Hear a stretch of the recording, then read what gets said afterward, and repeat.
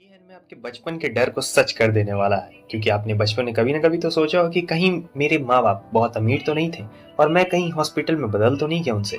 तो ये एनिमे उसी चीज पे बेस्ड है, लेकिन बहुत सारी ट्विस्ट और सस्पेंस के साथ, जो कि आपने नहीं सोचा होगा। सीन की शुरुआत होती है हॉस्पिटल से, जहाँ पर दो बच्चों को दिखाया जाता है और गलती से क्या होता है कि नर्स ने दोनों बच्चों की अदला बदली कर दी रहती है। अब बहुत सालों के बाद हमें नागी और उसकी छोटी बहन एरिका को दिखाया जाता है। नागी एक बहुत ही अच्छा रिस्पॉन्सिबल बड़ा भाई रहता है और एरिका उसकी बदमाश बहन रहती है। और फिर यहाँ पे नागी की मॉम आ जाती है, जो बोलती है कि आज तुम अपने रियल पेरेंट्स से मिलने के लिए जा रहे हो, क्योंकि इन्हें पता लग गया रहता है कि नागी इनका बेटा नहीं है और वो अब अपने रियल पेरेंट्स से मिलने के लिए जा रहा होता है। नागी भी सोचता है कि कैसे, मतलब बचपन का डर सच हो गया कि बचपन में बच्चे बदल जाते हैं और अब आज मैं सच में अपने माँ बाप से मिलने जा रहा हूँ, असली वाले माँ बाप से। तो उसकी मॉम उसे हैप्पी बर्थडे बोलती है। नागी वहाँ शर्मा गया रहता है। अब एरिका आती है और कह रही होती है, भैया क्या आप सचमुच अपने पेरेंट्स के पास में चले जाएंगे? नागी कहता है कि नहीं, बस मैं उनसे मिलने के लिए जा रहा हूँ, मैं उनके पास वापस नहीं जाने वाला हूँ।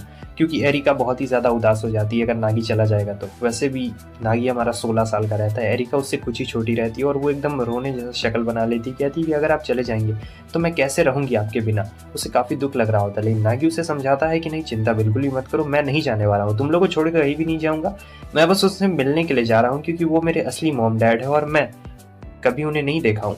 सो उसके बाद जब वो जा रहा होता है स्कूल के लिए, तभी वहाँ पे उसे एक बहुत ही सुंदर लड़की यहाँ पे दिखाई देती है और वो देखता है कि ये कहीं कूदने तो नहीं वाली है, कहीं इस लड़की का दिमाग खराब तो नहीं ना हो गया, ये पागल हो चुकी है क्या। तो वो रेलिंग पे से कूदती उससे ही पहले हमारा नागी दौड़ के जाता है और उसे बचा लेता है एकदम खतरनाक तरीके से। लेकिन कैमरा में सब चीज़ रिकॉर्ड हो चुका रहता है कि नागी ने उसे बचाने के लिए कहाँ पे टच किया। वो उसे एक जोरदार चाटा मारती है और बता रही होती कि मैं ये सब इंस्टाग्राम पे रिकॉर्ड कर रही थी। वो पूछता है क्या तुम कोई इन्फ्लुएंसर हो? वो बताती कि हाँ, मेरे बहुत सारे फॉलोअर्स और मैं एक इन्फ्लुएंसर हूँ, मैं वीडियो बना रही थी। असल में मैं वीडियो इसलिए बना रही थी क्योंकि मेरे पेरेंट्स मेरी अरेंज मैरिज करवाना चाहते हैं, वो भी किसी ऐसे बंदे के साथ जिसे मैं जानती तक नहीं। वो एकदम चौंक जाता है, कहता है क्या तुम 16 साल की और तुम्हारी शादी होने वाली है? वो कहती कि हाँ, 16 साल में मतलब हम लोग कॉन्ट्रैक्ट कर सकते हैं। अब ये अपने बारे में बताता है कि मैं अपने आज रियल मॉम डैड से मिलने के लिए जा रहा हूँ और फिर यहाँ पर ये उसे सारी कहानी बता रहा होता है। एरिका नाम रहता है, वो एरिका से स्कूल के बारे में पूछता है। तब ये उसे अपने गर्ल्स एकेडमी के बारे में बताती है। हालांकि पास्ट में भी नागी ने इसके बारे में सुना रहता है कि इसके दोस्त कह रहे थे कि ये कितनी क्यूट है, लेकिन नागी को लगा था कि इसने पक्का फिल्टर मारा होगा, 10 वो फिल्टर मारा होगा तब इतनी क्यूट है। लेकिन नहीं, ये रियल में ही इतनी ज़्यादा क्यूट है और अब इसे भरोसा हो गया रहता है। और फिर वो उसके एकेडमी के बारे में पूछती है, तब ये बताता है। वो काफ़ी खुश हो जाती है और कहती है कि तुम जिस स्कूल में पढ़ते हो वो तो बहुत ही फेमस स्कूल है और वहाँ के बच्चे बहुत होशियार रहते हैं, अब तुम मेरे बॉयफ्रेंड बनोगे। लेकिन वो मना कर देता है। वो कहती है कि तुम्हारे पास कोई और ऑप्शन नहीं है, तुम्हें मेरा बॉयफ्रेंड बनना पड़ेगा ताकि मैं अपनी मैरिज को टाल सकूँ। बस तुम ऐसे ही जानबूझ के दिखावा करना है और कुछ भी नहीं, क्योंकि तुम्हें पता है तुम्हारा फ्यूचर बहुत ही ब्राइट है, तुम उस स्कूल से पास आउट हो जाओगे और तुम्हें बस ऐसे ही दिखावा करना है मेरा बॉयफ्रेंड होने का। मगर नागी कह रहा होता है कि नहीं, मैं ऐसा बिल्कुल भी नहीं करने वाला हूँ, मैं जा रहा हूँ, मुझे अपने रियल मॉम डैड से मिलना है, मुझे लेट हो रहा है। तो वो जाने लगता है, लेकिन वो काफ़ी ज़्यादा गुस्से में आ गई रहती है। एरिका कहती कि क्या तुम एक्टिंग करने के लिए मुझे मना कर रहे हो? तो वो उसे वीडियो दिखाती है और वो कहता है कि तुमने कब रिकॉर्ड किया? वो कहती है कि मैं रिकॉर्ड ही कर रही थी, तभी तुम मुझे बचाने के लिए आ गए। अब बेचारा मरता क्या ना करता, उसे ना चाहते हुए भी करना पड़ रहा होता। और वो कहती कि अगर नहीं मानोगे बात तो स्कूल एकेडमी में इस वीडियो को भेज दूंगी, अगर उसने ऐसा किया तो इसका पूरा कैरियर यहाँ पे खत्म हो जाएगा। तो नागी को यहाँ पे उसकी बात अब मानी पड़ रही होती है और वो कहती है कि ठीक है, हम लोग गर्लफ्रेंड बॉयफ्रेंड वाला स्टफ करेंगे। लेकिन वो उसे पता नहीं रहता है कि आखिर ये चीज़ होती क्या है, क्योंकि वो तो बचपन से पढ़ाई करता था। तो यहाँ पर एरिका सेल्फी ले रही होती है। अब बेचारे को सेल्फी भी ढंग से नहीं लेने देता है और वो कहती है कि तुम्हें अच्छा सा पोज बनाना चाहिए, समझे बेवकूफ़ कहीं के, थोड़ा बढ़िया पोज बनाओ। तो वो कहता है कि क्या, और फिर वो उसके और क्लोज आ चुका रहता है और काफ़ी अच्छी खुशबू रहती है। तो इसलिए ये फोटो ऐसा आ गया रहता है क्योंकि वो खुशबू सूंघ रहा होता है एरिका की और वो कहती है बड़ा ही ठरकी टाइप का ये बंदा लग रहा है, चलो कुछ कपड़े खरीद देती हूँ तुम्हारे लिए। तो ये लोग जाते हैं यहाँ पर शॉपिंग मॉल में और कपड़े देख रहे होते हैं। तो बहुत सारे कपड़े रहते हैं, काफ़ी एक्सपेंसिव टाइप के कपड़े रहते हैं और इसका बिल आया हुआ रहता है टोटल लगभग 4000। और ये सोचता है कि 4000, मेरे पास तो सिर्फ एक ही 1000 है। लेकिन वो बहुत ही अमीर बाप की बेटी रहती है तो वो पूरा 4000 पे कर देती है और ये सोचता है कि मेरे दोस्त सही कह रहे थे, ये सचमुच काफ़ी अमेरिका कहती है थोड़ा बोल्ड टाइप का पोज देना, क्योंकि मेरे पेरेंट्स को ताकत और लड़के अच्छे लगते हैं। तो वो थोड़ा बोल्ड टाइप का पोज देता है। लेकिन यहाँ पर अभी भी नागी को समझ में नहीं आया रहता है कि आखिर उसने ऐसा क्यों कहा। तब नागी के दिमाग में घूम रहा होता है कहीं इसकी फैमिली कोई बदमाश गुंडा तो नहीं ना है। तो वो डरते हुए पूछ रहा होता है कि तुम्हारी फैमिली का काम क्या है। तब वो बोलती है कि हमारी फैमिली एक होटल चलाती है, मतलब बहुत ही ज़्यादा अमीर फैमिली से एरिका बिलोंग करती है। वो कहती है कि मैं ये फ़ोटो एक काम करती हूँ, अपनी मॉम को भेज देती हूँ और उन्हें दिखाती हूँ कि आखिर किस तरीके से ये मेरा बॉयफ्रेंड है, क्योंकि उन्हें नहीं पता है कि तुम मेरे बॉयफ्रेंड हो। ऐसे ही ये लोग मजाक मस्ती कर रहे होते, ये वाली फ़ोटो भेजूँगी। वो कहता है जो भी करना है तुम कर सकती हो, मेरा इससे कुछ भी लेना देना नहीं है, और काफ़ी ज़्यादा शर्मा भी क्या रहता है। तो वो फ़ोटो को भेज डालती है, कहती है कि चलो देखती हूँ आखिर मेरी मॉम का इसमें क्या रिस्पॉन्स आता है। तब तक वहाँ पर कुछ बंदे आ चुके रहते हैं और ये कह रहे होते हैं कि एरिका ये कौन है, क्या ये तुम्हारा कोई बॉयफ्रेंड है। नागी कहता है कि ये कौन है, तब वो कहती है कि ये मेरे बगल वाले स्कूल के बच्चे हैं, मैंने एक दिन हंसते हुए बात क्या कर ली इनसे, अब ये सोचते हैं कि मैं इसे पसंद करती हूँ। तो यहाँ पे वो कह रही होती नागी को कि कुछ भी उल्टा सीधा मत करना, लेकिन नागी आगे बढ़ता और कहता है कि हाँ मैं ही इसका बॉयफ्रेंड हूँ। तो वो बंदा काफ़ी गुस्से में रहता है और कहता है कि तुम्हें इसकी सज़ा ज़रूर मिलेगी, लेकिन नागी तैयार रहता है, मारता है उसे एक ज़ोरदार पंच। नागी इतना ताकतवर रहता है, एरिका भी हैरान हो जाती है और वो बंदे भाग चुके रहते हैं यहाँ से। यहाँ पर ये कह रहा होता है कि टेंशन मत लो, मैं ही जीत जाऊँगा। वो कहती है बहुत अच्छा आइडिया आया है, जिस बंदे से मेरी शादी होने वाली है मैं उसे आज देखने के लिए जाऊंगी। तो एक काम करूंगी, जब वो आ जाएगा तब मैं उसके चेहरे पर एकदम ऐसा ही जोरदार घुसा मारूंगी ताकि वो मुझसे नफरत करे। नागी कहता है कि ऐसा मत करना, लेकिन वो कहती है कि नहीं ऐसा ही करूंगी। तो इसके बाद अब उसका कार आ चुका रहता है, ये इतनी अमीर रहती है कि ड्राइवर लेने के लिए आया रहता है, और ये कहती है कि मेरा कोई भी दोस्त नहीं है और मुझे नहीं लगता कि हम लोग फिर कभी मिलने वाले हैं, लेकिन आज तुम्हारे साथ दिन बिताने के बाद मुझे ऐसा लगा कि काश काश हम दोनों की मैरिज होती, तब मैं बहुत ज़्यादा खुश हो जाती। लेकिन खैर छोड़ो, अब इसमें क्या हो सकता है। मॉम ने रिएक्शन भेजा और वो कह रही थी कि बहुत ही क्यूट फोटो है, लेकिन मुझे अब घर जल्दी जाना पड़ेगा, बाय बाय, मैं वो फोटो भी डिलीट कर दूंगी। अब ये याद आता है कि अरे हाँ मुझे तो अपने रियल पेरेंट्स से मिलने के लिए जाना है। तो वो वहाँ पे मिलने के लिए जाता है, ये उसके रियल पेरेंट्स रहते हैं नागी के, और वो कह रहे होते हैं कि बेटा आ जाओ। तो वो देखता है सचमुच क्या ये मेरे रियल पेरेंट्स हैं, और वो जो अंकल रहते हैं कह रहे होते हैं कि मैंने देखी है तुम दोनों की फोटो, मतलब इसे समझ में नहीं आता है कि किसकी फोटो। तब ये बोलते हैं कि तुम और एरिका, मैंने देखी है तुम दोनों का साथ में फोटो था ना, बहुत अच्छे लग रहे थे, और तुम दोनों की मैरिज होने वाली है। और अचानक से हम देखते हैं कि एरिका वहाँ पे आ चुकी रहती है, एरिका को भी नहीं पता रहता है, और ये कह रहा होता है कि नहीं कौन सी मैरिज, आप लोग क्या बात कर रहे हैं, मतलब ये वही दोनों बच्चे रहते हैं जो बचपन में अदला बदली हो गए रहता है। अब एरिका उसे पंच मारती है जैसा कि उसने वादा किया था, वो क्या ही कर सकती थी। अगली सुबह में दिखाया जाता है कि अपने क्लास में जा रहा होता है, तो इसका क्लास ए रहता है। अचानक से एक लड़की दौड़ते हुए आती है, इसका नाम हीरो रहता है। हीरो इससे टकरा गई रहती है, कहती है कि प्लीज़ तुम मुझे माफ़ कर देना। फिर वो वहाँ से जाने लगती है, लेकिन नागी इसका कॉम्पिटिटर रहता है, वो कहता है कि हीरो मैं तुम्हें अगले टेस्ट में हरा के रहूंगा, देखना मैं टॉप पोजीशन पे आऊंगा। हीरो कहती कि अबे तू है कौन, मैं तो तुझे जानती भी नहीं हूँ। वो कहता है कि मैं वो हूँ जो हमेशा सेकंड आता है, और देखना इस बार मैं फर्स्ट आके रहूंगा। असल में वो इसलिए कह रहा था क्योंकि एक बार हीरो ने कहा था कि जो भी उससे स्मार्ट बंदा होगा वो उसी को एक्सेप्ट करेगी, मतलब प्रपोज करेगा तभी एक्सेप्ट करेगी, इसलिए फर्स्ट आना चाहता और फर्स्ट आकर हीरो को प्रपोज कर देगा। लेकिन दूसरी तरफ हम देखते हैं यहाँ साची को। साची सोच रही होती है कि नागी मेरा सिबलिंग नहीं है, और ये यहाँ पे वही कॉमिक बुक पढ़ रही होती है जो बहुत सारी लड़कियां पढ़ती है, वही ठरकी वाला कॉमिक जिसमें बंदे सिबलिंग। नागी के पेरेंट्स बोलते हैं कि आज वो तुमसे यहाँ पे मिलने के लिए आने वाली है, लेकिन ये कहता है कि मैं उससे शादी नहीं करना चाहता हूँ। तब उसके डैड कहते हैं कि क्या कहा तुमने। असल में नागी के दिमाग में तो कोई और ही रहती है, और वो बात आपको पता है कि ये हीरो को पसंद करता था, उसे प्रपोज करना चाहता है, मगर उनके पेरेंट्स को क्या ही पता है। और वो कहते हैं कि चलो तैयार हो जाओ, एरिका कभी भी यहाँ पर आ सकती है। उसे ये सब बिल्कुल नहीं करना था, उसे तो मन था कि मैं बता दूं कि मैं शादी नहीं करना चाहता हूँ उससे, मेरा ऐसा बिल्कुल भी मन नहीं है। बेचारा फ्रस्ट्रेटेड हो गया रहता है यहाँ पर, और फिर घर साफ सफाई कर लेता है, इंतजार कर रहा होता है कि कब आएगी वहाँ पर, और जब वो आएगी तब मैं उसे बता दूंगा एरिका को कि मैं शादी नहीं करने वाला हूँ। तब तक उसकी बहन आ चुकी रहती है। यहाँ पे वो कह रही होती है कि मैंने आपकी सारी बातें सुन ली है, और क्या आप भी पसंद करते। वो कहता है कि मैं पसंद नहीं करता हूँ, और देखो तुम्हें ऐसी बातें नहीं बोलनी चाहिए, आखिर वो असल में तुम्हारी ही बड़ी बहन है, एरिका के बारे में बात कर रहा। तब ये उसे मार के कहती है कि ऐसी बातें मत कहो, समझे, मुझे वो अच्छी नहीं लगती है, क्योंकि वो इससे दूर छीन रही होती है ना, इसीलिए। तो ये घर साफ सफाई कर रहा होता है, सोच रहा होता है कि एरिका कब आने वाली है, बहुत ज़्यादा वक्त हो गया है, अभी तक आई नहीं, कहीं गुम गई है क्या, चलो मैं ही जाकर उसे ढूंढ के आता हूँ। लेकिन ये बाहर में बैठी हुई रहती है और कहती है कि बेवकूफ़ कहीं मैं कितनी देर से बैठी हूँ, तुम्हें आना नहीं था क्या। वो कहता है कि अरे तुम्हारा दिमाग खराब हो क्या, ये बेल डोर नहीं दिखती है क्या तुम्हें। एरिका कहती है ओ मैंने ये देखा ही नहीं, क्योंकि ये घर में पहली बार आई रहती है और काफ़ी नर्वस भी रहती है। तो यहाँ नागी को लग रहा होता है कि कहीं ये नर्वस तो नहीं। वो कहता है कि जाओ जाकर बैठ जाओ। तो ये जाकर बैठ जाती है यहाँ पर, और वो कहता है कि अरे ज़मीन पे बैठो, वहाँ नहीं, तो वहाँ बैठ जाती है। वो थोड़ी नर्वस दिख रही होती है और ये सोच रहा होता है कि कहीं मैं इससे बोल दूँ, लेकिन मुझे शर्म आ रही है, वो बोलना नहीं चाहता था। और फिर ये कहती है मुझे तुम्हारा घर देखना है। वो कहता है यही मेरा घर है। वो कहती है कि देखो मजाक मत करो, ये घर नहीं हो सकता है।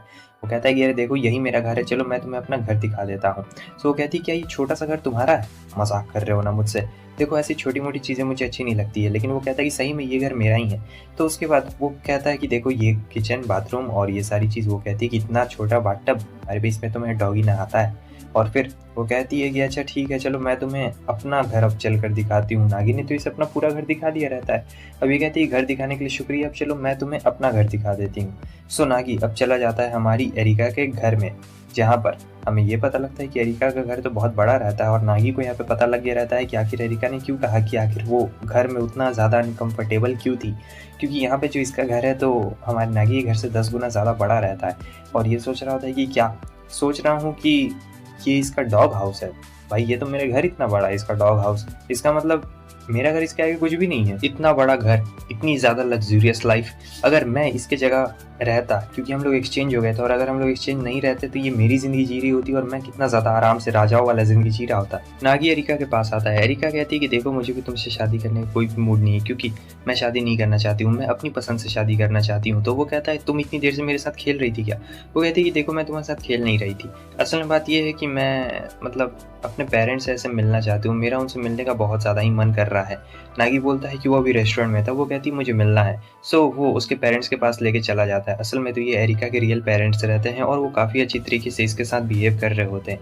एरिका उनसे कुछ बात कहना चाहती थी लेकिन वो कह ही नहीं पा रही होती। और रेस्टोरेंट में नागी सोच रहा होता है कि ये तो बड़े बड़े होटल्स में जाती होगी, ये इतने छोटे रेस्टोरेंट में आई है, पता नहीं इसे कैसा लग रहा होगा, कहीं लोग इसके बारे में कुछ कहें ना, इसे बुरा ना लग जाए। लोग कहते कितनी प्यारी लड़की है। तब उसकी मामा के बता रही होती कि हाँ इन दोनों की शादी अब होने वाली है। तब वो लोग काफ़ी खुश हो जाते हैं और यहाँ नागी एकदम सोच रहा होता है अब तो बैंड बजने वाली है, कहीं ये किसी बुरी तरीके से बिहेव ना करे। यहाँ पे इसके लिए खाना भी परोसा गया रहता है जो कि स्पेशल डिश रहता है इनका। अब ये एकदम टेबल को पकड़ लेता है क्योंकि जानता था कि कहीं ये कुछ गड़बड़ ना कर दे, कहीं खाना फेंक के ये यहाँ से भाग ना जाए। लेकिन एरिका ऐसा बिल्कुल भी नहीं करती। एरिका चुपचाप वहाँ पे रहती है। उसकी मॉम कह रही होती पता है तुम्हारी एक छोटी बहन है, उसका नाम सांची है, तुम्हारे बाल बिल्कुल मेरी तरह है। उसके डैड कहते हैं कि हाँ इसकी नाक और आँख देखो, ये थोड़े थोड़े मेरे जैसा लग रहे हैं। अब वहाँ पे वो काफ़ी इमोशनल हो गई रहती है और इसे लग रहा होता है कि अब कुछ गड़बड़ हो जाएगी, लेकिन नहीं। एरिका उठती है और कहती है कि मुझे घर जाना है, मैं घर जा रही हूँ। वो भागने लगती है। ये पूछता है कि क्या हुआ, तुम्हें तो उनसे कुछ कहना था ना, आखिर क्या हुआ? लेकिन ये रो रही होती है। एरिका कहती है कि देखो मुझे उनसे कहना था कि मैं उनसे बहुत ज़्यादा प्यार करती हूँ, लेकिन मैं उनसे कह ही नहीं पाई। मुझे लगता है कि वो लोग कहीं मुझसे नफरत ना करें। मैं उनसे कहना चाहती हूँ कि मैं क्या बोलूँ, मुझे कुछ समझ में नहीं आ रहा है। तब नागी समझाता है कि देखो वो तुम्हारे पेरेंट्स हैं और वो तुमसे बहुत ज़्यादा प्यार करते हैं। तुम उन्हें दिखाओ या फिर ना दिखाओ, मुझे पता है वो लोग अच्छी तरीके से समझ जाएंगे कि तुम उन्हीं की तो बेटी हो, वो समझ जाएंगे। सो इसके बाद वो उसे लेके वापस ले आता है और फिर यहाँ पर ये लोग बड़े मज़े से खाना खा रहे होते हैं। एरिका देखती है अरे ये तो बहुत बड़ा बुक्कड़ है, बहुत सारा खाना खाता है। सो अब खाना बहुत ज़्यादा हो चुका रहता है और अब घर जाने का वक्त आ गया रहता है। तो पेरेंट्स कहते हैं कि नागी तुम्हें घर छोड़ देगा, ऐसे भी तो अब ये तुम्हारा हस्बैंड होने वाला है। सो क्या था, अब नागी हमारा एरिका को घर छोड़ रहा होता है, जहाँ पर ये सोच रहा होता है कि मैं बता दूं कि मैं मैरिज नहीं करना चाहता हूँ, लेकिन अभी भी ये यहाँ पे बोल नहीं पा रहा होता है, इसे बहुत ज़्यादा प्रॉब्लम आ रही होती है। तब तक जो नागी के रियल फादर यानी एरिका के डैड रहते हैं वो आ चुके रहते हैं। थोड़ा कन्फ्यूजिंग होगा। तो उसके डैड कह रहे होते तुम दोनों बच्चों ने काफ़ी मज़े किए क्या? एरिका बताती है कि हाँ मुझे काफ़ी ज़्यादा अच्छा लगा, मतलब अपने रियल मॉम डैड से मिलके। वो लोग कहते हैं तो तुम्हारी डेट कैसी रही? दोनों एकदम शर्मा जाते हैं और कहते हैं कि नहीं डैड ऐसी बात नहीं है। अंकल कहते हैं कि देखो मुझे सारी बातें पता और मैं तुम लोग के लिए एक स्पेशल गिफ्ट भी लेके आया हूँ, तुम दोनों जल्दी आओ और कार में बैठ जाओ, मुझे तुम लोग को एक स्पेशल जगह पे लेके जाना है। तो वो उन्हें घर के सामने छोड़ चुके रहते हैं और उस घर के नंबर प्लेट पे हमारे एरिका और नागी का सरनेम रहता है। तो वो कहते हैं कि अभी से 2 हफ्तों तक तुम दोनों यहीं पे रहोगे। मुझे पता है कि तुम दोनों का रिलेशनशिप उतना ज़्यादा अभी अच्छा नहीं है क्योंकि नए नए मिले हो ना, इसीलिए। लेकिन अगर थोड़ी देर के लिए तुम लोग यहाँ पे रह लोगे इस घर में अकेले तो तुम लोग का रिलेशनशिप अच्छा हो जाएगा। दोनों एक दूसरे को ही देख रहे होते कि क्या अब दोनों को 2 हफ्तों के लिए यहीं पे रहना पड़ेगा क्योंकि अंकल ने डिसाइड कर लिया रहता है। लेकिन ये सोच रहा होता है कि मैं एग्जाम में टॉप कैसे करूंगा, मैंने तो पहले ही चैलेंज दे दिया है। अब एरिका कह रही होती कि मेरे डैड ऐसे ही हैं, यानी वो टेक्निकली तो नागी के डैड रहते हैं लेकिन अभी एरिका के डैड हैं, तो वो ऐसे ही हैं, उनका कुछ नहीं किया जा सकता है। सो वो यहाँ पे अपनी मॉम का टेक्स्ट पढ़ रहा होता है चूंकि आया रहता है। उन्हें भी पता लग गया रहता है कि ये 2 हफ्तों के लिए एरिका के साथ रहने वाला है। तो वो कहती है कि अच्छे से रहना, परेशान मत करना। और वो कह रहा होता है कि नहीं ऐसा नहीं हो सकता है। फिर उसे अपने डैड का मतलब रियल वाले डैड का टेक्स्ट आता है जो कहते हैं मुझे माफ करना, तुमसे बात करने का मुझे वक्त नहीं मिल पाया, लेकिन मैं बाद में जरूर बात करूंगा। सो एरिका सोचती है कि यहाँ पे कुछ रूल्स बना दिए जाए, हम दोनों एक दूसरे के कमरे में नहीं आएंगे, मदद नहीं मांगेंगे। अब ऐसा रूल रहता है तो ये चुपचाप बैठा हुआ रहता है, लेकिन सोचता है कि अब मुझे मेरा रूम भी तो मिलेगा, एक पर्सनल रूम जो कि बहुत ज्यादा बड़ा रहता है। और फिर ये आराम से देख रहा होता है कि ओह यहाँ पर ये क्या है, मैंने वादा किया था और मैं फर्स्ट आकर रहूंगा, मैं उसे हरा कर रहूंगा, उसके बाद ही तो प्रपोज करूंगा। सो अब सुबह हो चुकी रहती है। सुबह में नींद बहुत देर से खुलती है नागी की, क्योंकि रात में बहुत ज्यादा मेहनत कर रहा था बेचारा, पढ़ रहा था, कुछ और नहीं कर रहा था। तब तक चिल्लाने की आवाज आती है। वो बाथरूम में जाकर देखता है तो यहाँ एरिका नहा रही होती है। वो इसे देखकर एकदम शर्मा गई रहती है और ये भी शर्मा गया रहता है। उसके बाद से ये कहती है कि अब अंदर आओ बेवकूफ कहीं के, और वो बताती है कि ये छिपकली है, लेकिन ये तो खुद छिपकली से डरता था। कहता है कि नहीं मैं नहीं। तो एरिका खुद अपने हाथ से उस छिपकली को फेंक डालती है, कहती है कि तुम एक नंबर डरपोक हो। और फिर ये मजे कर रही होती है और ये सोचता है ये दिन भर इंस्टाग्राम पे फोटो अपलोड करते रहती है। पढ़ाई के लिए भी इस्तेमाल किया जा सकता है नेट, लेकिन ये क्या, इसकी मोबाइल की बैटरी खुद डेड होती है और घर से कोई सामान भी नहीं आया हुआ रहता है। तो इसने सुन लिया रहता है कि एरिका का ड्राइवर उसके लिए उसके घर से सारा सामान लेके आया हुआ रहता है, तो कोई और ऑप्शन नहीं रहता है। तो ये एरिका के सामने हाथ फैलाने के लिए गया रहता है कि प्लीज मेरी पढ़ाई में मदद करने के लिए एक चार्जर दे दो और अपनी किताबें दे दो। वो कहती है कि ठीक है मैं दे दूंगी, लेकिन इसके बदले में कुछ शर्तें हैं, तुम्हें मेरी शर्तें माननी पड़ेगी, जो कि फोटो क्लिक करना रहता है। और ये अब बन गया रहता है स्पॉट बॉय और सोच रहा था कि ये लड़की सचमुच क्यूट है। मुझे लगा था कि फिल्टर लगाती है, लेकिन ये ऐसे भी क्यूट है। और फिर वो गलती से क्या होता है कि बैलेंस बिगड़ जाता है और ये उसके ऊपर ही गिर जाता है। दोनों बेड पे गिर गए रहते हैं। वो उसे जोरदार घुसा मारती है और कहती कि तुम एक नंबर के गधे हो।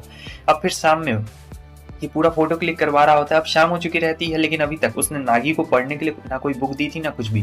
तो वो गुस्से में आके इस पे पानी फेंक देता है और इसकी फोटो क्लिक करता है। वो कहती है तुमने ऐसा क्यों किया, लेकिन जब वो उसे फोटो दिखाता है तो ये देख के दंग रह गई रहती है, क्योंकि फोटो बहुत ही ज्यादा यहाँ पे खूबसूरत आई रहती है। तो दोनों यहाँ पे अब मजे कर रहे होते हैं, एक दूसरे के ऊपर पानी फेंक रहे होते हैं, बहुत ही ज्यादा यहाँ पे मजा आ जाता है। अब शाम हो गया रहता है, लेकिन अभी तक इसने पढ़ाई का एक बूंद भी पढ़ाई नहीं किया हुआ रहता है। और फिर ये पूछता है कि आखिर तुम मतलब इतनी ज्यादा फेमस क्यों होना चाहती हो, मतलब क्या रीजन है इसके लिए तुम्हारे पीछे। तब वो बताती है कि मैं फेमस इसलिए होना चाहती हूँ क्योंकि कोई स्पेशल पर्सन है जिससे मैं कांटेक्ट करना चाहती हूँ। और आखिर तुम इतनी पढ़ाई क्यों करते हो। तब वो बताता है मैं किसी के लिए पढ़ाई करता हूँ, मुझे भी कुछ बात है, मतलब वही कुछ अपना बात रहता है, इसीलिए। वो भी उसे नहीं बताता है पूरी तरीके से। अब शाम में वहाँ पे वो उसके लिए खाना ही बना देता है, क्योंकि इसने अपनी मॉम से सीखा रहता है। एरिका ज्यादा खाना बनाना कुछ नहीं जानती थी, उसे तो अकेले रहना भी नहीं आता था। और फिर वो कहती है कि तुम्हारे पेरेंट्स ने तुम्हारा पहला ही सामान भिजवा दिया है। वो सुबह ही भिजवा दिए रहते हैं, लेकिन इसने बताया नहीं था। अब जब ये स्कूल जाता है तो सब इसी के बारे में बात कर रहे होते हैं, क्योंकि इसने हीरो को चैलेंज जो कर दिया रहता है कि ये टॉप आएगा। अब सोच रहा होता है कि सबने सुन लिया रहता है, तो अब मैं क्या ही कर सकता हूँ, अब मुझे जाना पड़ेगा। तो वो लॉकर पे जाता है तो उसे एक चिट्ठी मिलती है जो कि हीरो की तरफ से थी, और उसमें ये लिखा हुआ रहता है कि छुट्टी के बाद आ जाना ऊपर टेरेस में। लेकिन इसे ये मजाक लग रहा होता है, सोचता है कि जरूर कोई मुझसे मजाक कर रहा है, इतनी गंदी हैंडराइटिंग। तब यहाँ पे हीरो उसे देखती है, लेकिन शर्मा के भाग चुकी रहती है। सोच रहा होता है कि अब क्या, लेकिन उसके दोस्त कैफेटेरिया में आते और कह रहे होते क्या तुमने सचमुच चैलेंज किया है, तुम एक बार वापस से सोच लो। सारे बंदे एक एक करके उसके पास आ रहे होते और कहते हैं कि तुमने उसे चैलेंज क्यों किया, क्योंकि हीरो देखिए बहुत ही ज्यादा पढ़ाई में इंटेलिजेंट रहती है, सबकी मदद भी करती है, बहुत ही अच्छी लड़की रहती है, और हाँ वो फिटनेस में भी काफी कमाल का है, मतलब स्पोर्ट्स में सारी कैटेगरी में बढ़िया रहता है। तब ये सोचता है ये लेटर फालतू है, डस्टबिन में फेंक देता है। लेकिन क्लास में आज इसने टॉप कर दिया रहता है। अब वो डस्टबिन में से लेटर ढूंढ रहा होता है, क्या सचमुच हीरो ने दिया है। तो वो सोच रहा होता है कि मुझे जाकर एक बार छत पे जाना चाहिए कि कहीं सचमुच। तो वो चला जाता है, यहाँ पर रूफटॉप पे उसे हीरो मिल जाती है। सो वहाँ पे वो सचमुच आ गई रहती है और ये एकदम कूल बनने की एक्टिंग कर रहा होता है। और ये कहती है कि मेरी हैंडराइटिंग थोड़ी गंदी है ना, और हाँ मेरी हैंडराइटिंग गंदी इसलिए मैं आज एग्जाम में टॉप नहीं कर पाई, इसीलिए यही बात बोलने के लिए वो आई रहती है। हीरो को लगता है कि वो उसे कॉन्फेस करेगी, लेकिन नहीं, ऐसा कॉन्फेस वो नहीं करती। वो कहती है कि मैं तुम्हें अगले टेस्ट में जरूर हरा के रहूंगी नागी, तुम उसके लिए तैयार रह जाना। अभी फाइनल्स और हाफ ईयरली टेस्ट बाकी है, तो तुम उसके लिए रेडी हो जाना। और यही कहने के बाद वो वहां से जाने लगती है। नागी को ऐसा लगा था कि वो यहाँ पे इसे प्रपोज करने के लिए आई है, लेकिन नहीं, ऐसा नहीं रहता है। उसने यहाँ पे इसे प्रपोज नहीं किया, उसने चैलेंज दिया है। लेकिन ये चैलेंज भी बहुत ज्यादा क्यूट लगता है नागी को।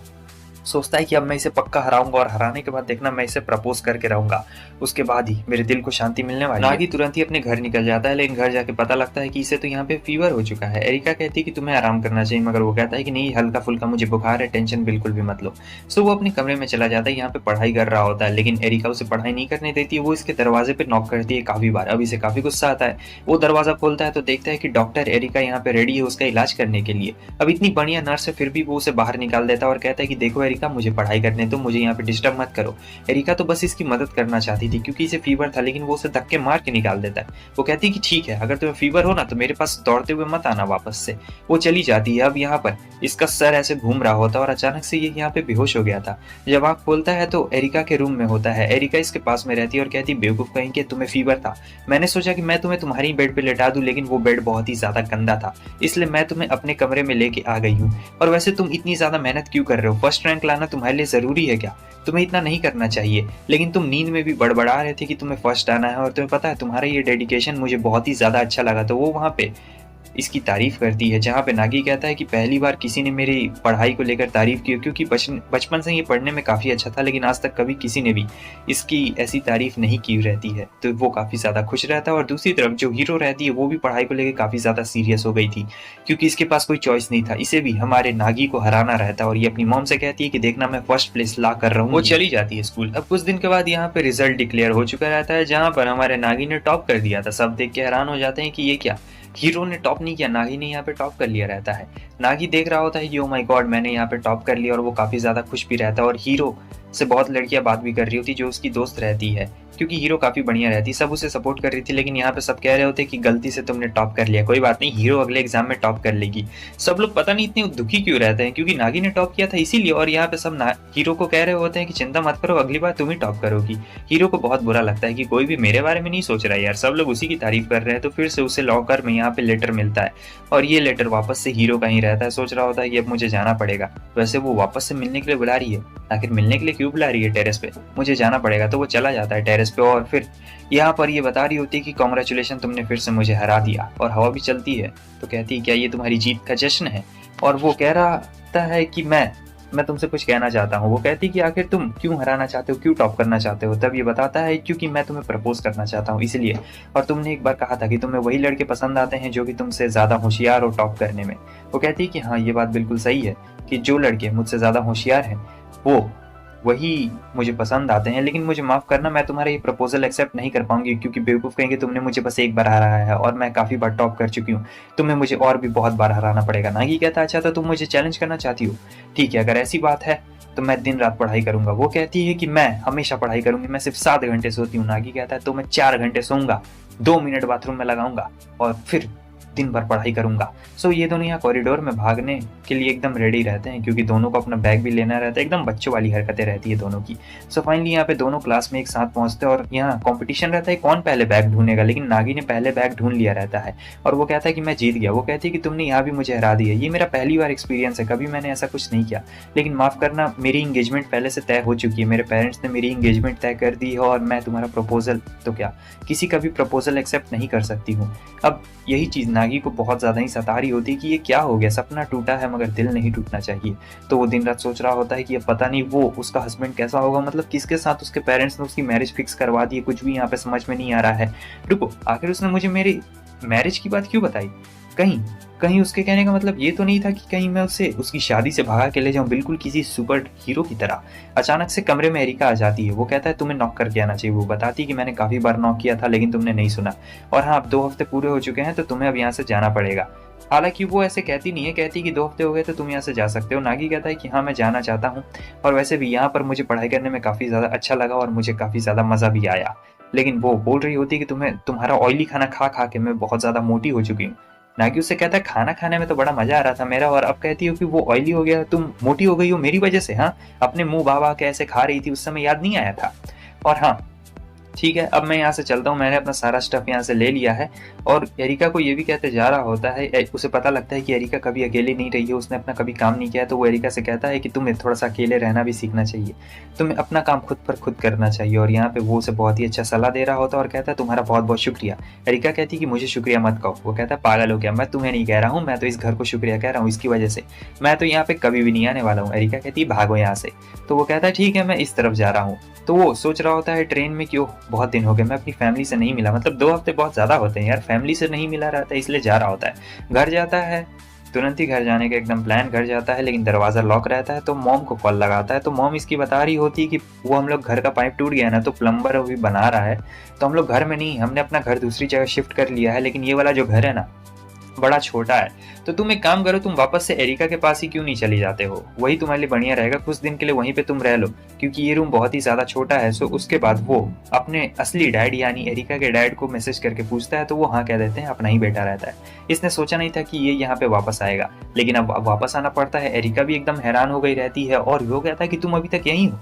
एरिका कहती है कि तुम यहाँ पे वापस क्यों आए, तब वो उसे प्लम्बर वाली बात बता देता है कि ये वहाँ पे वापस क्यों आया, और एरिका से पूछता है। तो एरिका बताती है कि तुमने मुझसे कहा था कि मुझे अकेले रहना भी कुछ सीखना चाहिए, इसलिए मैं यहाँ पे अकेले रहने की थोड़ी बहुत प्रैक्टिस कर रही हूँ, मैं खुद से भी कुछ करना चाहती हूँ, मैं आगे बढ़ना चाहती हूँ, इसलिए मैं यहाँ पर थी।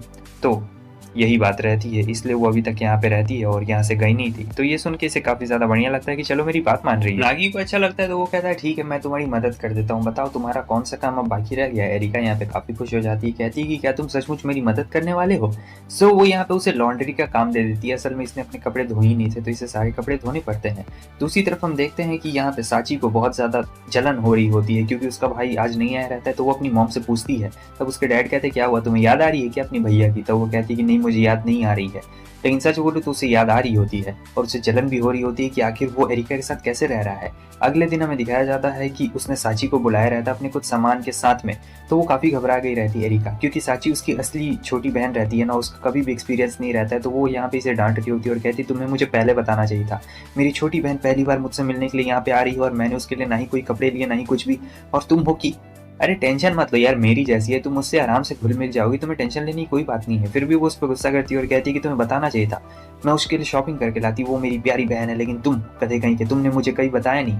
तो यहाँ बेल डोर बजता है तो इसका मतलब साची यहाँ पे आ चुकी रहती है। वो जाता है, देखता है कि ये क्या, ये यहाँ पे बैठी क्यों है। तो वो पूछता है, तब ये बताती है कि मुझे नहीं पता था इसके आगे क्या करना है, इसलिए मैं यहीं पे बैठी हुई थी। वो कहता है कि चलो मेरे साथ अंदर चलो। तो साची को लेके अब वो यहाँ पे अंदर आता है। तो पहली बार साची और एरिका आमने सामने रहते हैं, लेकिन दोनों कुछ बात नहीं कर रहे थे। ये बहुत ही ज्यादा डरी हुई रहती है, इतनी फेमस स्टार रहती है फिर भी डरी हुई रहती है। अब ये सोच रहा होता है हमारा नागी कि आखिर इन दोनों लड़कियों की प्रॉब्लम क्या है भाई, आखिर ये दोनों बात क्यों नहीं कर रहे हैं। तो वो कहता है साची चलो मैं तुम्हें अपना कमरा दिखाता हूँ। तो वो साची को अपने कमरे में लेके आ गया रहता है और फिर वो उससे पूछता है कि अरे देखो यार एरिका, तुम्हारी अपनी बड़ी बहन है, तुम उससे बात क्यों नहीं कर रही हो, तुम इतनी नर्वस क्यों हो रही हो उसके सामने में। साची कहती है वो इसलिए क्योंकि वो एक बहुत ही बड़ी सुपरस्टार है और वो मेरी बड़ी बहन है और मुझे पहली बार ये बात पता चली है, तो मैं काफ़ी ज़्यादा घबरा रही हूँ भैया, मैं इसमें क्या ही कर सकती हूँ। वो कहता है मेरे पास आइडिया है, चलो हम सभी लोग साथ मिलकर डिनर बनाते हैं, क्योंकि हम लोग साथ मिलकर रहेंगे तब हो सकता है तुम दोनों की नज़दीकियाँ और भी ज़्यादा बढ़ जाए, और तुम ऐसे घबराना बिल्कुल बंद करो, समझी। ये नॉर्मल सी आदत है। तो अब ये खाना बनाना शुरू करने वाले थे, लेकिन एरिका और साची को तो खाना बनाना का बिल्कुल भी आइडिया नहीं रहता है, क्योंकि उन लोगों ने कभी किया नहीं रहता है, मगर नागी ने किया रहता है। तो वो दोनों को बता रहा होता है कि देखो किस तरीके से खाना बनाना है, मगर यहाँ गड़बड़ हो जाती है। वो साची को कहता है कि तुम इससे दूर हट जाओ, ये एकदम पागल लड़की है, कहीं चाकू तुम्हारे ऊपर ना मार दे। तो वो अब यहाँ पे एरिका की मदद करने के लिए जाता है और बताता है कि देखो इस तरीके से काम किया जाता है।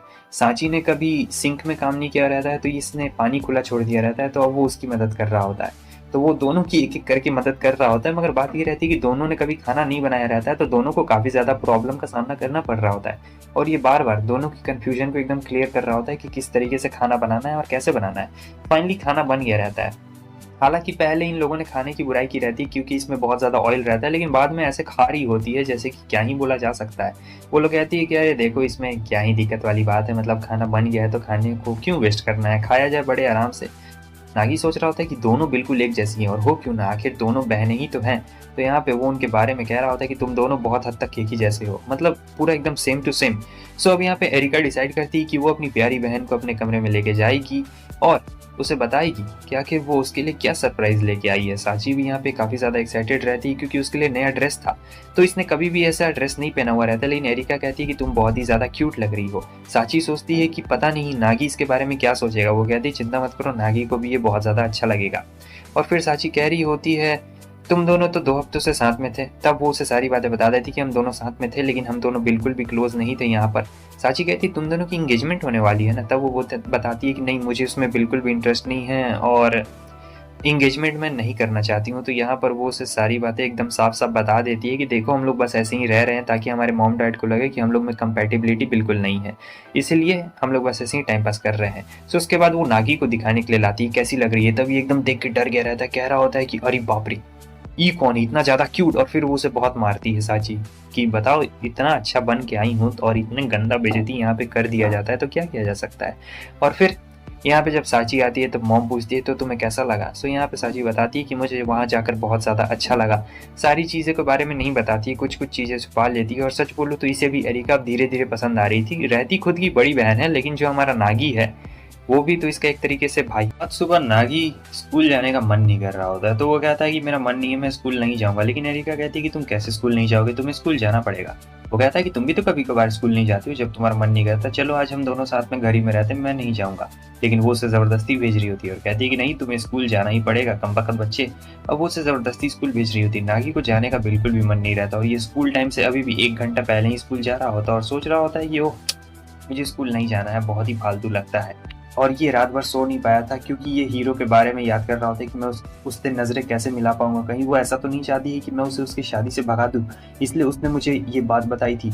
ओह पता नहीं मैं ये क्या क्या सोच रहा हूँ, लेकिन मैं उससे बात किस तरीके से करूंगा। अब तो मैं उससे बात भी नहीं कर सकता हूँ, ना ही मेरा कोई मोटिवेशन है। अब मैं उससे किस तरीके से बात करूंगा। तो यही चीज़ सोचते सोचते हमारा नागी पूरे ट्रेन में ऐसे ही जा रहा होता है और बहुत ज़्यादा बुरा लगता है। लेकिन जब ये जाता है तो इसे हीरो मिल चुकी रहती है। हीरो सुबह सुबह लाइब्रेरी में पढ़ने के लिए आई रहती है और ये दोनों 1 घंटा पहले आए रहते हैं, तो कोई भी अभी नहीं आया हुआ रहता है। और ये कहती है कि मैं तुम्हारी टेक्निक्स के बारे में स्टडी कर रही थी कि तुम किस तरीके से पढ़ते हो और तुमने टॉप किया।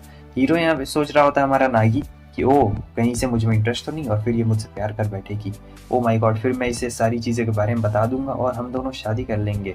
लेकिन अब मैं क्या बताऊं इसे, मतलब कैसे बात करूं। अब तो मेरा कुछ रहा ही नहीं, मैं मोटिव ही नहीं रहा मेरा, मैं कैसे पढ़ाई करूं यार। अब तो बात भी नहीं करनी है, खैर छोड़ो, ऐसे ही बिना मतलब का पढ़ाई कर लेता हूं और क्या। तो फिर यहाँ पर वो उससे कुछ अजीब अटपटे सवाल पूछने लगता है, जैसे ब्लड ग्रुप क्या है, बाप का नाम क्या है, माँ का नाम क्या है, घर कहाँ पर है, क्या क्या। तो बहुत ही अटपटे सवाल रहते हैं, फिर भी वो सारा जवाब देती है। जब वो उठता है तो क्या होता है कि गलती से पैर टकरा जाता है और वो नीचे गिर गया रहता है। यहाँ पर उसकी स्टैम्प कलेक्शन वाला बुक निकल गया बाहर रहता है, तो वो तुरंत ही उस बुक को छुपा लेता है हीरो से। तो नागी कहती है कि तुम्हें भी स्टैम्प्स कलेक्ट करने का शौक है। असल में स्टैम्प्स कलेक्ट करने का शौक मुझे भी है और मेरे पास भी एक बुक है जहाँ पे वो स्टैम्प कलेक्ट करती है और उसे बताती है कि मेरे पास बहुत सारे स्टैम्प्स हैं। जैसा कि तुम देख सकते हो मुझे स्टैम्प कलेक्ट करना बहुत ज़्यादा पसंद है। और नागी सोच रहा होता है कि ओ माय गॉड, हम दोनों का इंटरेस्ट काफ़ी सेम है। हीरो को भी काफ़ी ज़्यादा इंटरेस्ट आ रहा होता है। तभी वो बताता है कि मेरी मॉम को स्टैम्प कलेक्ट करने का शौक है। वो कहती है लाओ बुक दिखाओ। उसे एक बहुत ही रेयर स्टैम्प यहाँ पे मिलता है। वो कहती है कि मैंने भी इसे ढूंढने की कोशिश की थी लेकिन ये मुझे मिला नहीं था। फिर वो कहता है कि हाँ मेरी मॉम को कलेक्ट करने का शौक है तो उनके साथ साथ मेरे पास भी होगा। और फिर ये बताता है कि मेरे पास लगभग 48 स्टैम्प है और वो बताती है कि उसके पास 188 लगभग कुछ ऐसे स्टैम्प है। तो यहाँ पर भी इनका कंपटीशन होने लगता है जहाँ पर वो जीत गई रहती है और वो कहता है कि ठीक है मैं साल भर में तुम्हें हरा दूंगा। लेकिन वो कहती है कि इतनी जल्दबाजी करने की कोई भी ज़रूरत नहीं है, हम लोग के पास बहुत ज़्यादा टाइम है, तुम चाहो तो आराम से कर सकते हो लेकिन तुम मुझे हरा नहीं पाओगे। तो अब यहाँ पर वो जाने लगता है तो कहती है कि अगले दिन भी तुम आओगे क्या, ऐसे पढ़ाई करने में तुम्हारे साथ काफी मजा आ रहा है, 1 घंटा हमारे पास टाइम रहेगा। जब हीरो इतने प्यार से नागी से बात कर रही होती है तब इसका एकदम मन डोल जाता है और सोच रहा होता है कि मैं उसे भगा दूंगा, मैं उसे अपने लव के बारे में बता दूंगा जिससे मेरे साथ शादी होने वाली, फिर हम दोनों भाग के शादी कर लेंगे। टीचर बता रहे होते कि आज नई स्टूडेंट यहाँ पे आने वाली है। तो नई ट्रांसफर स्टूडेंट कोई और नहीं बल्कि हमारी एरिका रहती है। सारे बच्चे बहुत ज्यादा खुश रहते हैं सिवाय हमारे नागी के, वही सबसे ज्यादा हैरान रहता है।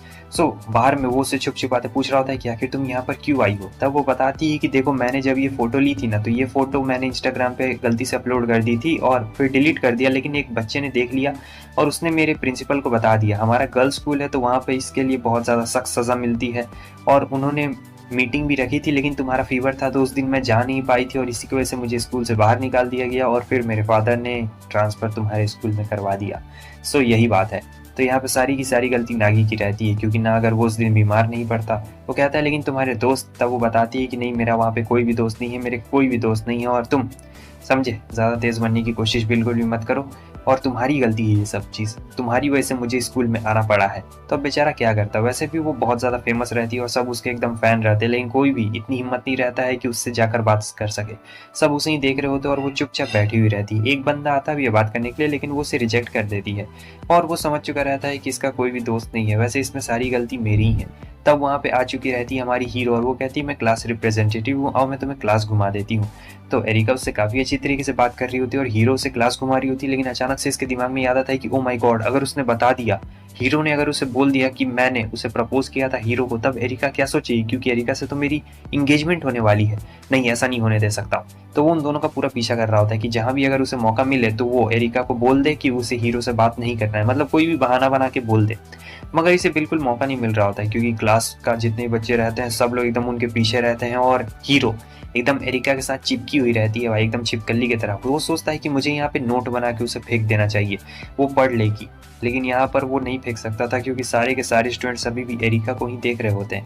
गार्डन में भी छुप के जाता है, बहुत जगह छुप के जाता है, लेकिन वहाँ पर उसे सभी मिल जाते हैं क्योंकि सब लोग उसका पीछा कर रहे होते हैं, उसे मौका नहीं मिलता। और जब गर्ल्स चेंजिंग रूम में वो लोग चेंज कर रहे होते हैं, अरे नहीं वो अंदर नहीं घुसा था, वो बाहर से इनकी बातें सुन रहा होता है और सोच रहा होता है कि कहीं हीरो उसे बता ना दे, बिल्कुल ना बताए। अचानक से एरिका खिड़की खोलती है क्योंकि उसे लगा था कि कोई झांक रहा है, लेकिन नहीं, कोई नहीं झांकता है। वैसे झांक तो रहा था और ये छुप गया रहता है। हमारी जो एरिका रहती है वो स्पोर्ट्स में काफ़ी अच्छी रहती है और नागी सोचता है कि ये भी स्पोर्ट्स में अच्छी है, होगी क्यों नहीं, मेरे माँ बाप का खून जो इसके अंदर है। वैसे टेक्निकली वो उसी के माँ बाप हैं और समझ सकते हो ना, बहुत ही कन्फ्यूजन है। सो इसके बाद अब स्पोर्ट्स के बाद फाइनली वो उससे बात करने जाता है, बॉल आके लग चुकी रहती है, पूरा स्कूल का टाइम खत्म हो गया रहता है, बेचारे ने एक बार भी बात नहीं की रहती है। तो सोचता है अब मेरा प्लान फेल, मैं गया भाई, कहीं वो गलती से अपना मुंह ना खोल दे, अब मैं क्या करूं, मुझे अभी भी देखना पड़ेगा। तो वो उसे पीछा कर रहा होता है और फिर अचानक से यहाँ पे हीरो को काम याद आता है, तो वो थोड़ी देर के लिए चली गई रहती है। वो जाता है लेकिन फिर छुप जाता है और सोचता है कि मैं ये क्या कर रहा हूँ। एरिका ने कभी भी मुझे अपने दोस्तों के बारे में नहीं बताया क्योंकि उसका कोई दोस्त नहीं है और वो हीरो के साथ इतनी अच्छी तरीके से बर्ताव कर रही है, उसने पहली बार कोई दोस्त बनाया है। मुझे नहीं लगता है मुझे उसका ये मोमेंट खराब करना चाहिए। तो इसलिए वो मोमेंट खराब नहीं करता। लेकिन थोड़ी देर के बाद जब हीरो आती है तो वो यहाँ पे रो रही होती है। नागी देखता है कि आखिर ये हीरो यहाँ पे रो क्यों रही है और वो समझ जाता है कि पक्का एरिका ने कुछ गड़बड़ की है। तो वो आके माफ़ी मांगता है, कहता है कि माफ़ करना। एरिका गुस्से में थोड़ा बहुत बोल देती है लेकिन वो दिल की बहुत ज़्यादा अच्छी है। एरिका उसे समझा रही होती है कि नहीं नहीं देखो, ऐसी बात बिल्कुल भी नहीं है, तुम जैसा सोच रहे हो वैसा बिल्कुल भी नहीं हुआ है। बात ये रहता है कि जो हमारी हीरो है वो एरिका की बहुत बड़ी फ़ैन रहती है और वो अपनी फीलिंग्स को एक्सप्रेस कर रही होती है उसके सामने में। फिर वो पूछती है कि ये देखो, मैं इसकी बहुत बड़ी फ़ैन हूँ, इसके सारे फोटोज़ बहुत अच्छे हैं, खासकर कि ये पानी वाला फ़ोटो तो बहुत ही ज़्यादा ब्यूटीफुल है। नागी कहता है मुझे लगता है कैमरामैन इसमें बहुत ज़्यादा ही अच्छा उसने तस्वीर खींचा है। वो कहती है हाँ, लेकिन फिर भी ये जो भी ड्रेस पहनती है बहुत ज़्यादा अच्छा है। वैसे तुम दोनों एक दूसरे को कैसे जानते हो? एरिका बोलती है कि ये भी तुम्हारी तरह मेरा बस एक फ़ैन है और कुछ भी नहीं। तो यहाँ पर अब दोनों के बीच में अलग ही कॉम्पिटिशन होने वाला था, जहाँ पे हमारी हीरो कहती है नागी से कि मैं तुमसे ज़्यादा बड़ी फ़ैन हूँ इसकी और इसके करीब बिल्कुल भी मत जाना। अब यहाँ पे प्रॉब्लम बहुत बड़ी आ चुकी रहती है, क्या ही किया जा सकता है। वो कहती है कि अरे ज़रा सुनो, लेकिन फिर भी हीरो पीछे मुड़ती है और कहती है कि आखिर तुम दोनों क्या बात कर रहे हो। वो बिल्कुल भी अकेला नहीं छोड़ती है। अब घर जाते वक्त वो उसे सुबह के इंसिडेंट के बारे में बताती है कि इसने पढ़ाई की थी।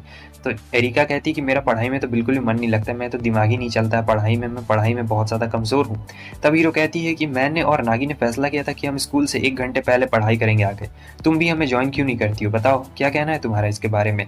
अब एरिका यहाँ पे क्या ही कह सकती थी, उसके पास हाँ कहने के अलावा और कोई भी ऑप्शन नहीं था क्योंकि हीरो बहुत ही अच्छी थी और वो काफ़ी अच्छे से पेश आती थी। तो यहाँ पर वो उसे हाँ कह देती और आने के लिए रेडी थी। बस आप सभी कमेंट करके बताएं कि आपकी फेवरेट वैफू इन सभी में से कौन है, इन तीनों में से, मतलब तीनों में से। नागी मेरा मतलब नहीं है, तीसरी साची है, और भी आप किसी और को भी चूज़ कर सकते हैं। वैसे हाँ, लाइक कर देना, 2K लाइक्स का टारगेट है इसके नेक्स्ट पार्ट के लिए। इसके लगभग 3-4 पार्ट्स आएंगे क्योंकि एनिमे में 24 एपिसोड से तो थोड़ा लंबा हो सकता है। और तुम लोग जितना ज़्यादा हो सके इसमें कमेंट कर देना। मुझे पता है तुम लोग को पसंद आ रही होगी और थोड़ी सी अगर कन्फ्यूजिंग लग रही है तो वापस से तुम लोग देख सकते हो, कोई प्रॉब्लम वाली बात नहीं है। और अगर कोई भी क्वेश्चन हो तो तुम लोग कमेंट में पूछ सकते हो, इसके अकॉर्डिंगली मैं या फिर मेरे कुछ सब्सक्राइबर्स जवाब दे देंगे क्योंकि सब्सक्राइबर्स मेरे बहुत होशियार है, मुझे पहले से पता है। ठीक है, फिर मिलते हैं नेक्स्ट पार्ट में।